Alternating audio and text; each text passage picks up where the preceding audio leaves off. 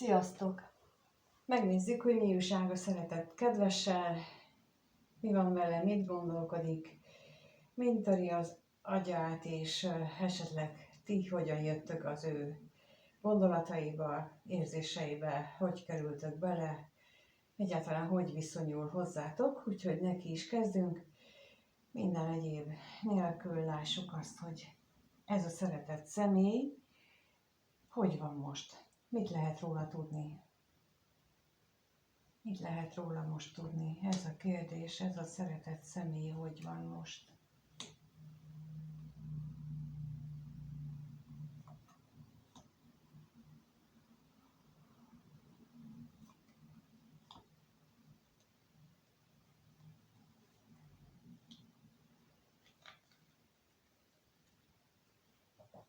Lehetséges, hogy pillanatnyilag a munka van neki a fókuszban, vagy egyfajta eltávolodás.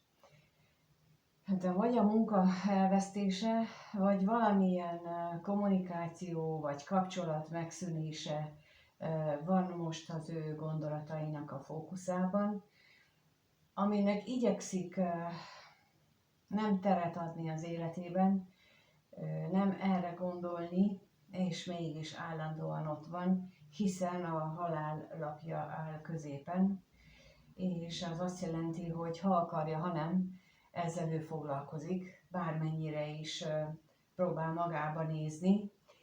Itt lehetséges, hogy valaki olyat gyászol magában, olyat sírat el, aki neki fontos személy. Lehet ez a személy, aki a környezetében volt, de most ugye lehetséges egy olyan is, aki már eltávozott tőle, vagy pedig ő az, aki most mondjuk egy múltbeli személyt elgyászol, vagy elengedését kísérli meg, mondjuk így. Mert hogy látszik, hogy küzd ellene, de ezért mondom, hogy kísérli meg, tehát itt a folyamatot láthatjuk most inkább. Na és akkor kérek szépen a halálra kérek.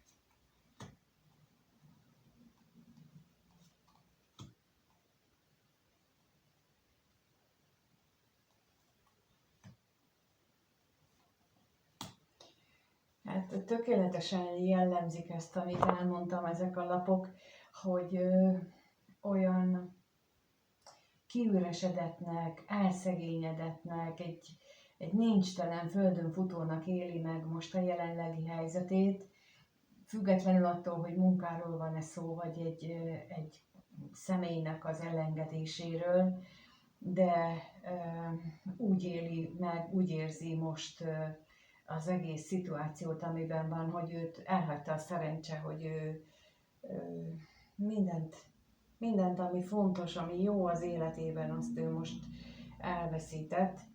De akkor nézzük meg ezt az őszvegyasszonyt, hogy ki ő.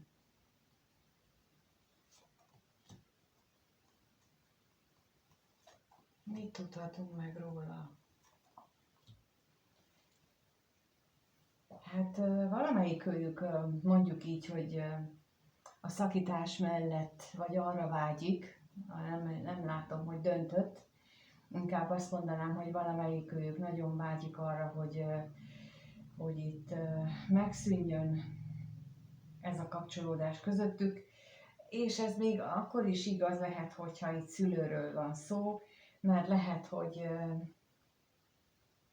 a szülő szeretné, hogy a kedves gyermeke az kezdjen már önálló életet, vagy az is lehet, hogy a gyermek szeretne önálló életet kezdeni, de a szülő, és ez lehet itt most férfi vagy nő, bármit jelölhet itt, szóval, hogy a szülő nem engedi, hanem ő még szeretné, egy kicsit szeretné, meg szeretne egy kicsit gondoskodni róla, legalábbis ezzel magyarázza mindenki, aki ilyet csinál, azt a fajta törekvését, hogy valójában nem akarja, hogy a gyermeke felnőjön. Akkor, amikor agyon tutulgatják a gyermeket a szülők, akkor bizony az az önös érdek van mögötte, hogy a szülő valamilyen más problémájával nem akar szembenézni, és a gyermekére hárítja a,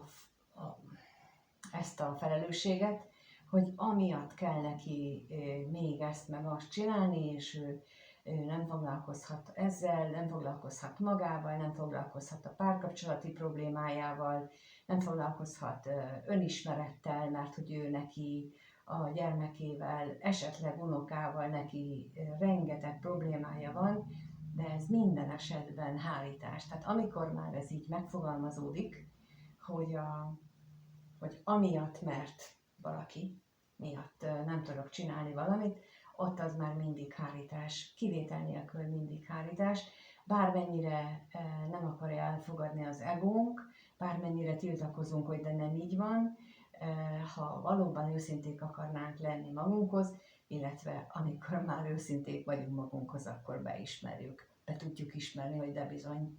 Ez volt a háttérben, hogy nem fűlött hozzá fogunk, hogy mi most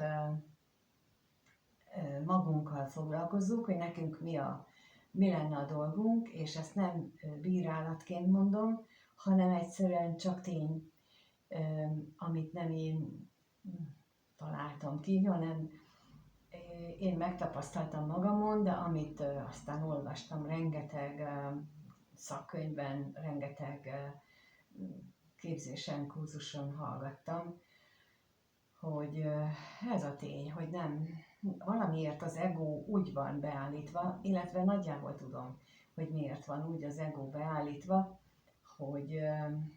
hogy ezt igyekszik elhárítani, eltolni magától, mert akkor az ő egyeduralma az sérülne, és ezt így nem nagyon szeretné. És itt ez látszik, hogy itt valamelyik őjük vágyik arra, hogy ez a szoros kötelék, ami közöttük van, ez lazuljon, meg is szűnjön. Nem is biztos, hogy véglegesen, de legalábbis azért mondom, hogy lazuljon, hogy a jelenlegihez képest szűnjön meg, de ezt így határozottan egyik sem mer kiállni, hanem egyenlőre csak magában próbálja ezt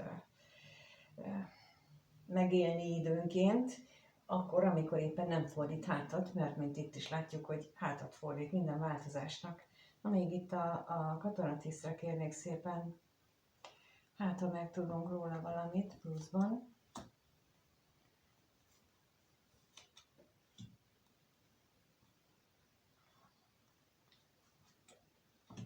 Hát bizony lehet, hogy itt itt lehet egy olyan párkapcsolatról is szó, ami elkötelezett, tehát egy ilyen, mondjuk így, hogy házassági szerződésnek mondanám, de nem az a fajta jogi értelemben vett házassági szerződés, hanem amikor két ember összeköti az életét, és akkor ők egymásnak mondjuk hűséget fogadnak, templomba vagy templomon kívül, a lényeg az, hogy ők valahogy így elköteleződnek, és annak a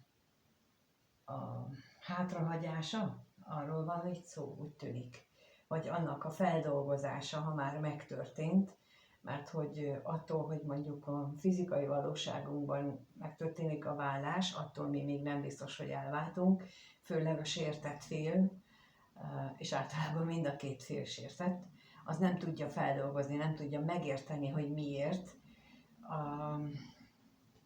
Az, aki pedig mondjuk nagyobb részben vétkes volt a vállásban, mondjuk így, valakik szerint, ő nem biztos, hogy így érzi, az pedig próbálja kitalálni általában, hogy mi történt. Mert hogy ő nem biztos, hogy érti, hogy mi történik körülötte. És én most azt látom, hogy ez a szeretetkedves egy ilyen gyász és egy elengedési folyamaton megy keresztül, amit próbál valahogy túlélni. Nem biztos, hogy feldolgozni, egyszerűen csak túlélést látok, hogy hogyan tudja ezt túlélni. Megnézzük, hogy akkor te hogy jössz ebbe a képbe, hogyan gondol rád ez a szeretett személy, te vagy esetleg az, akitől le szeretne válni. Szóval az a kérdés, hogy ez a szeretett személy és a néző között milyen a kapcsolat, hogyan gondol a szeretett személy a nézőre.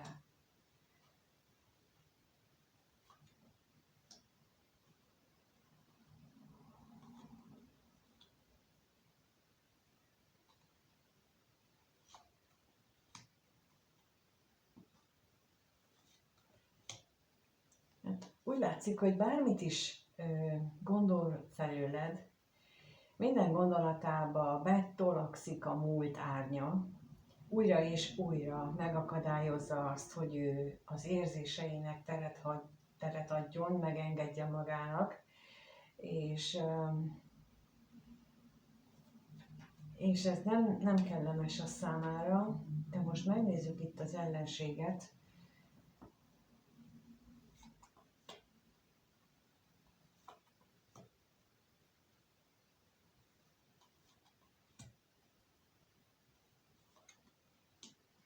Hát lehet, hogy itt a háttérben van az a kapcsolat, tehát hogy egy nem kettőtök között, hanem valahol az ő oldaláról van az a kapcsolódás, amit ő háttérbe vagy a hátra szeretne hagyni, vagy ami neki problémát okoz, és annak a dolgai nyomakodnak újra és újra az ő életébe elő, ami megakadályozza azt az érzéseket, amit irántad érez, hogy annak ő hangot tudjon adni. Ezt úgy képzeljétek el, hogy hiába van benne mondjuk benne szeretet vagy szerelem irántatok, annyira lekötik a korábbi kapcsolatainak a gyásza, hogy egyszerűen, hogy abból nem tud tovább lépni, nem tudja feldolgozni, vagy azért, mert még mindig folyamatban van, vagy azért, mert ő nem tudja, hogy kezdjen hozzá ezekhez a dolgokhoz, hogy ez megakadályozza őt abban, hogy ő tudjon szeretni benneteket. Tehát itt azt jelenti a múltnak az előre nyomulása, hogy újra és újra a képébe vágja a múlt esetleg azokat a hibákat, amiket elkövetett, vagy nagyon gyakran találkozok olyannal, hogy nem tudnak anyagilag megegyezni, és egymásnak egy húzavonat megy végbe éveken, évtizedeken, akár évtizedeken keresztül, és ez is lehet egy ilyen a múltnak a arcúcsapása. Még megnézzük itt a gyermeket, hogy mi az, amit jelent itt a veled kapcsolatos gondolataiban.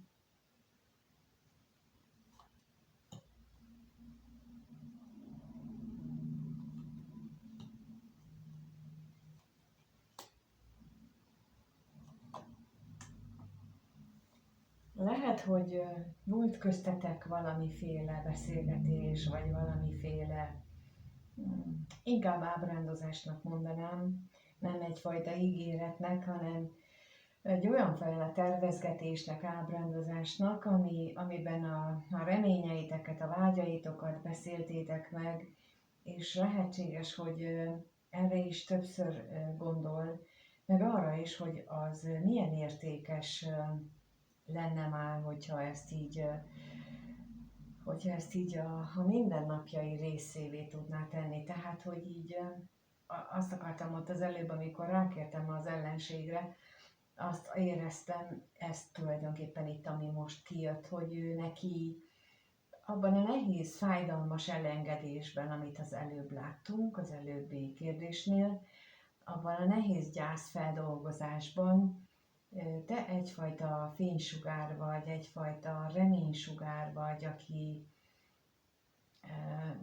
nem tudja veled mondjuk úgy megélni a boldogságot, ahogy te vagy ő, vagy mindketten szeretnétek, de mégis olyan érzés, mint hogyha azt mondaná, hogy van valaki a világon, aki engem szeret, hogy nem vagyok szerethetetlen, mert van egy ember, akinek úgy is jó vagyok, ahogy vagyok. És én most ezt érzem, hogy ezt jelented, a gondolataiban ez jelenik meg így a háttérben. Tehát ez így nem biztos, hogy így tudatosan kigondolja, de egyfajta ilyen kapaszkodó vagy neki, akiről azt gondolja, hogy milyen csoda az ő számára. És ez újra és újra eszébe jut, tehát hogy így, meg az is, hogy jó lenne, hogy egy ilyen kezdet veled. Tehát, hogy ez lenne maga a csoda számára. No, és akkor megnézzük, hogy mit érez ez a szeretett személy a néző iránt. Ez a kérdés, hogy mit érez a szeretett személy a néző iránt. Milyen érzései vannak.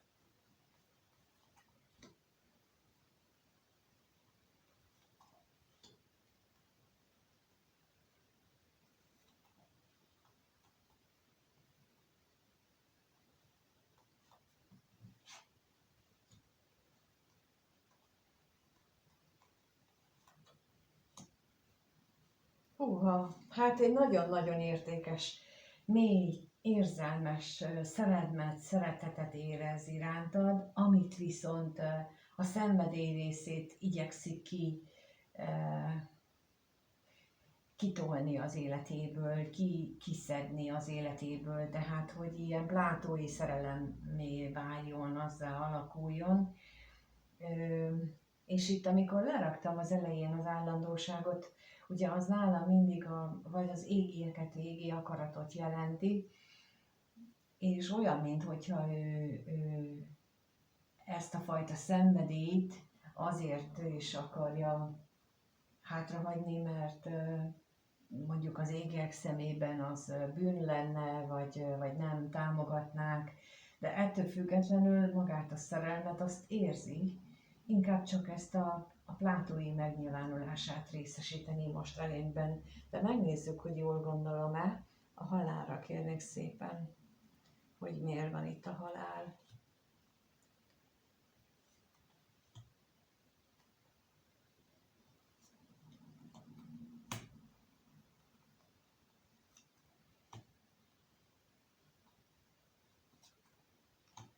Hát itt egyértelműen az látszik, amit az előbb gondoltam, hogy sokat tépelődhet ezen, amit így elmondtam, az érzéseim, de olyan, mintha ő úgy élné meg, hogy az ő jelenlegi családja, családi körülményei, azok megnehezítik, megakadályozzák a kettőtök közötti találkozást, kapcsolódást, viszont fél, hogy a múltnak az árnyai azok ellehetetlenítik, véglegesen ellehetetlenítik, illetve olyan körülményeket teremtenek, amelyek miatt nem lehet több köztetek, mint ami pillanatnyilag van.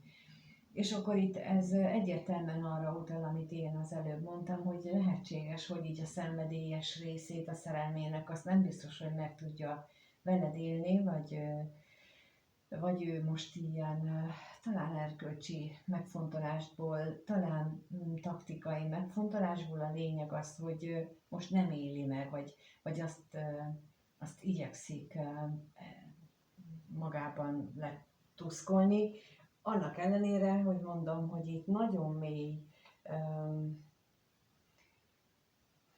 nagyon-nagyon értékes szerelmet érez irántad.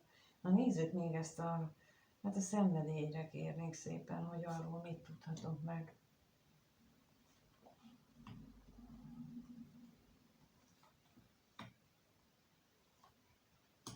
Hát szó se róla, meglehetősen nagy problémát okoz ez neki, ez a hatalmas önfegyelmet kívánt tőle, hatalmas energiákat tesz bele, hogy azt visszaszorítsa magában, hogy azt elnyomja magában, mert mintha erre vonatkozólag folyamatosan érnék inzultusok, viták, veszekedések,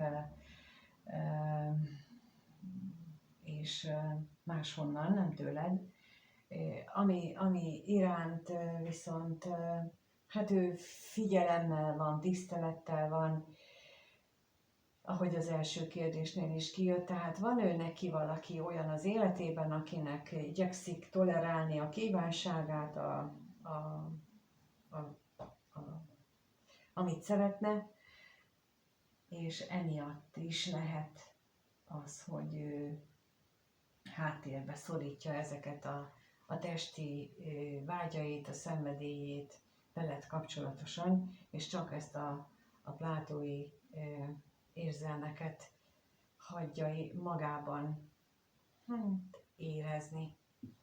No, megnézzük akkor, hogy mire lehet számítani a következő néhány napban, 1-2 évben, lássuk, mire lehet számítani, mit tudhatunk meg.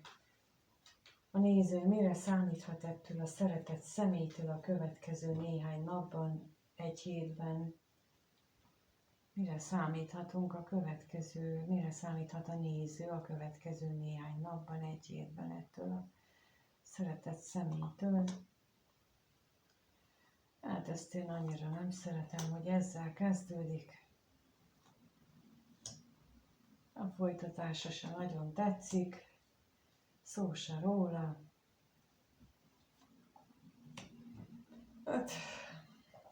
Mert hogy azt jelenti az én olvasatomban, hogy az a fajta távolságtartás, amit ugye az előbb is láttunk, hogy visszafogja magát erősen, nagy nehézségek és nagy önfegyelem árán, ez itt is mutatkozik, hogy micsoda szinte beteggé teszi, hogy ezt mennyire nehezére esik ezt így tartani. Ugyanakkor pedig azok a berögződései, komfortzónának mondanám itt most kifejezetten, amit ő szokásnak tart, tehát az ő életvitele, az ő megszokott életvitelehez ez nagyon nem passzolna, vagy azzal nagyon ütközne, és emiatt aztán nem látszik, hogy ezen változtatna. Na, de most a betegséget, arra kérnék szépen a betegségre.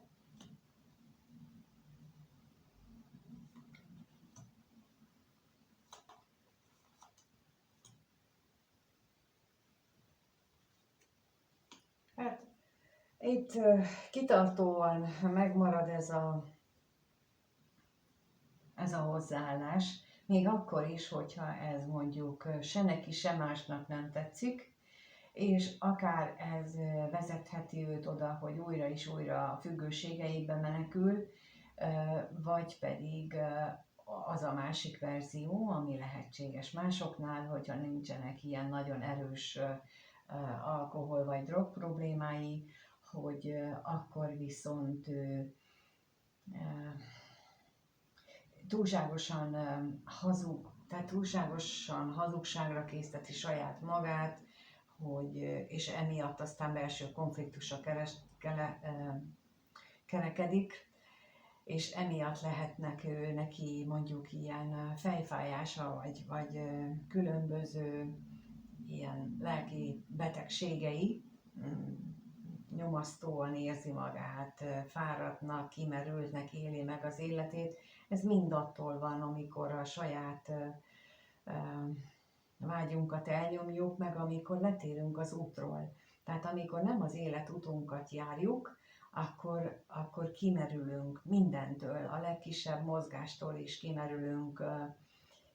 Tehát amikor nagyon nem azt csináljuk, amit adott esetben az égiek helyesnek látnának, akkor ezt a testünk jelzi nekünk, és amikor ennyire kimerültek vagyunk, akkor az mindig egy figyelmeztetés, hogy ajaj, nem jól csináljuk a dolgot, valamit, ideje lenne ezt így átgondolni, hogy mit nem csinálunk, és ő neki lehetnek ilyen konfliktusai.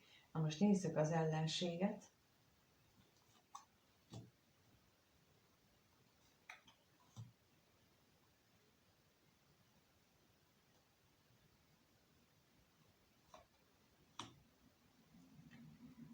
Hát ez gyakorlatilag ugyanaz, mint ami a második kérdésnél kijött, ugyanannak a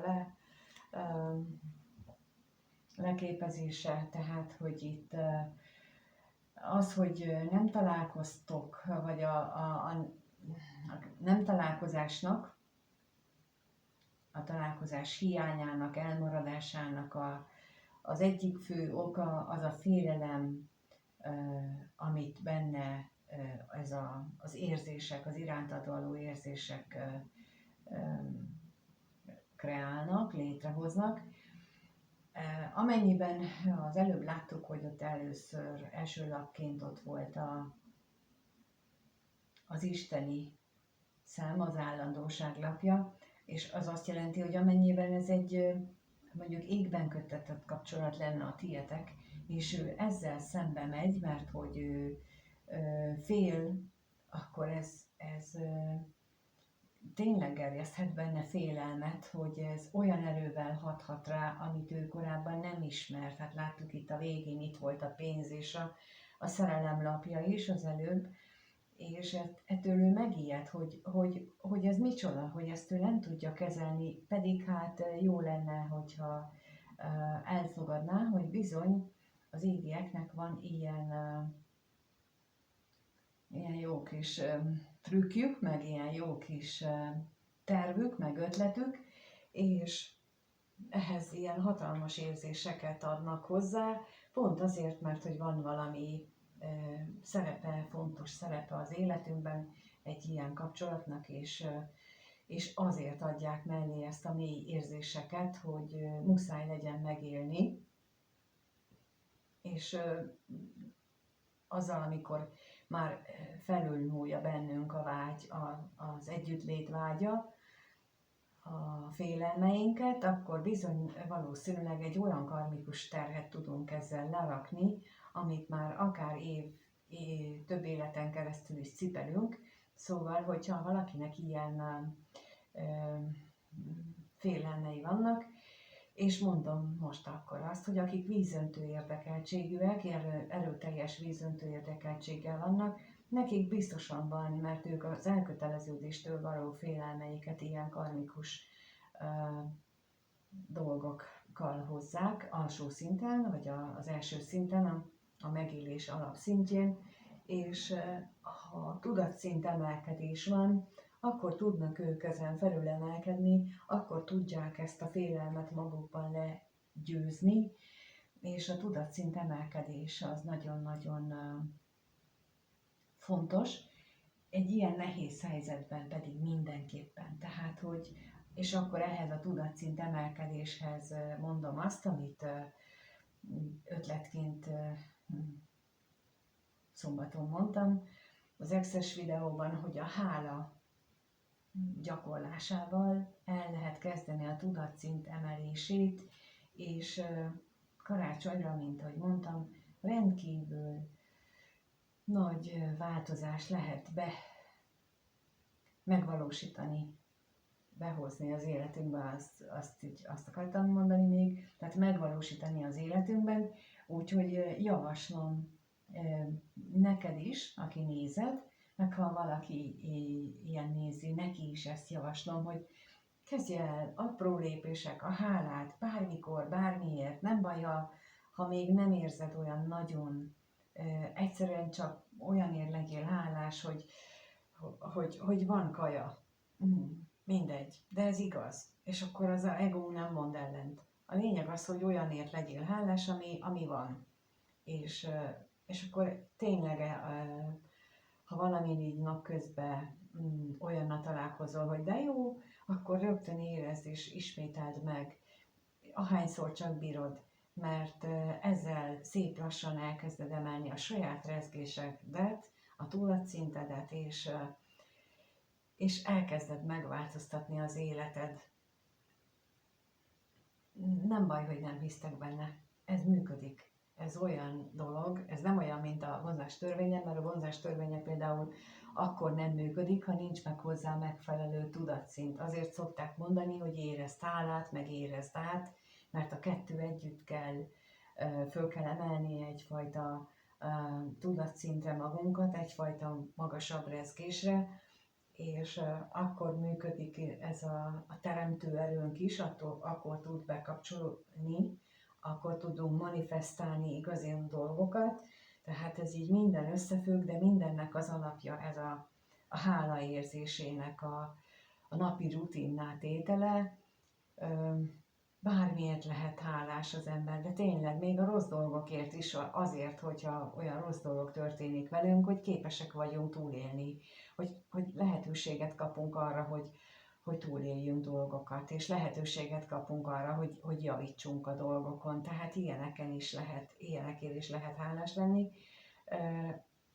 Hogyha valamit elrontottunk, például, hogyha gyerekünkkel kapcsolatban, és utána pici valami változás van, akkor azért is lehet. Szóval mindegy, a lényeg az, hogy csináljuk. Én erre biztatok mindenkit, mert tudom, hogy ez, és ezzel nem csak magadnak segítesz, elmondom, ezzel mindenkinek a környezetedben, ha te emelkedsz, akkor így rezgésileg, tudatszintileg, akkor mindenkinek segítesz, még beleértve a világ összes emberét is, mert ha mindenki csak egy picit emeli a rezgés szintjét, akkor sokkal boldogabb és kiegyensúlyozottabb lesz a világ is, mert hogy a világunk is rezgésből áll. Akinek ez fontos, meg a környezetvédelem, meg minden egyéb, ez így minden összefügg. Nem lehet külön venni, ezért javaslom. Köszönöm, hogy itt voltatok, és megnéztétek a videót. Köszönöm, hogyha megírjátok, hogy mit gondoltok, illetve hogy belekezdtetek-e például ebbe a hála próbába. Kíváncsi vagyok rá, hogy elkezdte valaki ezt csinálni. A kedélyeket szeretném egy kicsit felturbózni azzal, hogy a Black Friday-re megint valami ütőssel készülök, úgyhogy most már elkezdődött a november, és akkor a november közepe, még nem találtam ki pontos időpontot, hogy mikortól, de majd megint valami jó dolgokat találtam ki. Én szerintem ennek mindenki örülni fog, úgyhogy remélem, hogy ti is várjátok, de ha bármi kérdésetek van, akkor vagy bármiben tudok segíteni, a leírásban megtaláljátok az elérhetőséget, az egyéni konzultációnak is a kártyás fizetési lehetősége is ott van, és egy csomó minden más is ott van, és ezekkel és bármi mással kapcsolatos, párkapcsolattal kapcsolatos kérdésekre is szívesen válaszolok, mint ahogy a kommenteket is igyekszem mindig elolvasni. Amit nem olvasok el, vagy amire nem jelzek vissza, azt azért nem teszem, mert hogy nem látom, nem mutatja meg a YouTube, de egyébként mindenkinek másnak igen. Köszönöm a feliratkozásokat és a lájkokat, meg minden más interakciót a kommentekben, és amíg nem találkozunk, addig minden jót kívánok mindannyiótoknak. Sziasztok!